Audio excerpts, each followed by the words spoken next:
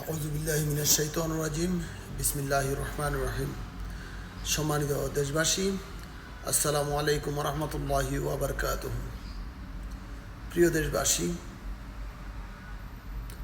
আসলে সোশ্যাল মিডিয়ায় আজকে 2-4 দিন বিএনপির কিছু কিছু মানুষ, দেশের অনেক মানুষ, কিছু শিক্ষিত মানুষ, ওরা কি ইচ্ছা করেই করে, নাকি তাদের জ্ঞান কম, নাকি বুদ্ধি কম, ব্রেন কম, সেটা বুঝি না। সেই 1971 সাল থেকে বাংলাদেশের মধ্যে বিদেশি বড় বড় দেশগুলো বিভাজন সৃষ্টি করে রেখেছে। শুধু বাংলাদেশে না, পৃথিবীর সকল গরিব দেশগুলোতে বিভাজন সৃষ্টি করে রাখে। একটি গোষ্ঠী, একটি দল, এমন করে একটা বিভাজন সৃষ্টি করে রাখে। যেমনটা বাংলাদেশের রাজাকার আলবদর বানিয়ে একটা বিভাজন সৃষ্টি করে রেখেছে, যুদ্ধাপরাধী বানিয়ে একটা যে বিভাজন সৃষ্টি করে রেখেছে, স্বৈরাচার বানিয়ে একটা বিভাজন সৃষ্টি করে রাখে। এটার কারণ একটাই, বিদেশিদের স্বার্থ। যদি তোমাদের মধ্যে বিভাজন না থাকে, তোমরা তো এক হয়ে যাবা, এক হয়ে কাজ করবা দেশের জন্যে। ঠিক তার কারণেই একটা পুট লাগিয়ে দিল, বিভাজন সৃষ্টি করে দিল যে তুমি রাজাকার, রাজাকারের দল, রাজাকারের পুত, রাজাকারের নাতি, তোমার বংশধর কিয়ামত পর্যন্ত এই রাজাকারে হবে। তো আমি এটা নিয়ে বলছিলাম, তাহলে আমার বাবা কৃষক, আমি তো আর ডাক্তার ইঞ্জিনিয়ার হতে পারবো না। আমি কৃষকে, আমারে কৃষকে করতে হবে, আমি ডাক্তার ইঞ্জিনিয়ার হব না। রাজাকার ছিল যারা, তাদের বিচার হয়েছে, ফাঁসি হয়েছে, মারা গেছে, কেউ নেই। এখন তাদের পুত নাতিরা আছে, কেউ বিএনপির ঘরের জামাতে ইসলামে আছে, তো হে রাজাকার। কেউ জামাতে ইসলামের আওয়ামী লীগ করে, তো সে মুক্তিযোদ্ধা। এগুলা সবটাই একটা বিদেশি চক্রান্ত, সবটাই একটা বিভাজনকারীর কাজ। এই জন্য দেশে কিছু একটা হলেই ওই ইসলামিক দলগুলো করলে ওই রাজাকার শেষ, বিভাজনে দিয়ে দিল, ও আলাদা হয়ে গেল। তখন বিএনপি আওয়ামী লীগ ওরা করলে ওরা বলবে এরা সন্ত্রাস, এরা চোর, এরা দুর্নীতিবাজ, বাস একটা বিভাজন সৃষ্টি করে দিল। এই জন্য বিদেশিরা দেশের সব মানুষকে, সব দলকে এক হতে দেয় না, একটা বিভাজন দিয়ে দেয়। এই বিভাজনের কারণে যখন তুমি নির্বাচন সংকটে পড়বা, দেখবা তুমি পারো না, তখন তোমার কাছে ধরা দিবে, তুমি যাবা ওই বড় দেশের কাছে যে আমি অমুক, আমি হুমক। তখন ওরা আসবে, সালিশ করবে, বিচার করবে। তুমি যা দিবা, তুমি যদি বেশি দাও তোমারটা করবে, তুমি যদি কম দাও তাহলে তোমাকে করবে না। ঠিক এই জিনিসটা, এই স্বার্থটার জন্য বিদেশিরা ছোট দেশগুলোতে বিভাজন সৃষ্টি করে। ঠিক এমনটাই বাংলাদেশে করেছে। আজকে দেখলাম শিল্পী শায়ান তিনি লিখেছেন, সে রাজাকার মুক্তি দিয়ে তোমরা উল্লাস করো। আরে বোন, রাজাকার, রাজাকার কে?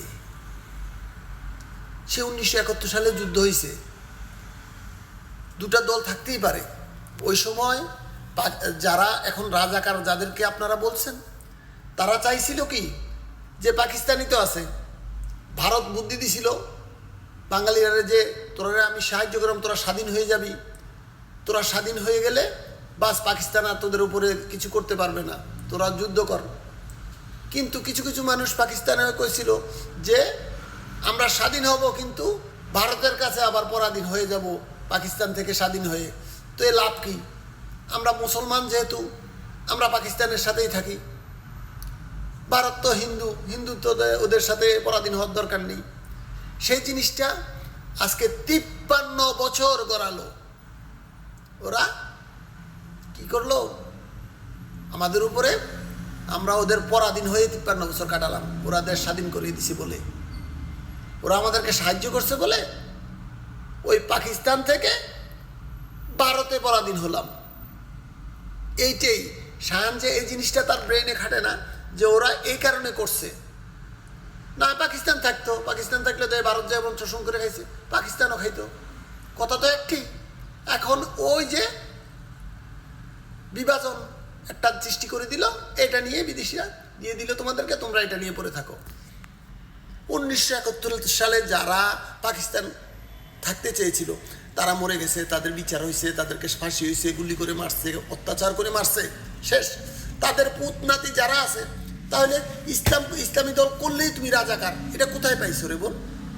কোথায়?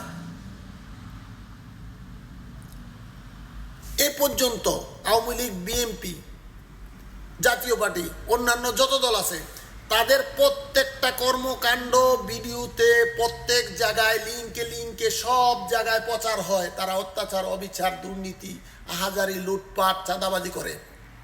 ইসলামী দলগুলার দুর্নীতি, চাঁদাবাজি, আহাজারি, রাজাকারি, মারামারি, একটা ভিডিও প্রকাশ করো, মুখ দিয়ে বলে দাও, এটাই প্রচার হইতে থাকে। কেননা ওই বিভাজনের রাজনীতি বিদেশি চক্র মিডিয়াতে ছড়িয়ে দেয়। এইটাই আমাকে বুঝতে হবে। 71 সালের দিন এখন নাই। আমরা পাকিস্তান থেকে পরাধীনতা ছেড়ে ভারতের পরাধীনতা হয়েছে। ভারত এই সময় সাহায্য করছে, কইছে তোমাদেরকে স্বাধীন করে দিই, তোমরা নিজের মতো চলবা। চলছো নিজের মতন? 53 বছর পরাধীন ছিল, মাত্র 9 মাস স্বাধীন হয়েছ। আবারও চক্র ঘুরতেছে, আবারও চলে যাবে কোনো দেশের কাছে, পরাধীন হয়ে থাকতে পারবে না। তোমরা মানুষ চিনো না। একটা মানুষ দেশে আসছে, তাকে ইজ্জত করে, সম্মান করে, সুন্দর করে কীভাবে দেশ উন্নয়ন করা যায়, যাতে ভারত তোমাকে ধরতে না পারে এমন অবস্থায় চলে যেতে হবে পরাশক্তিদের হাত ধরে।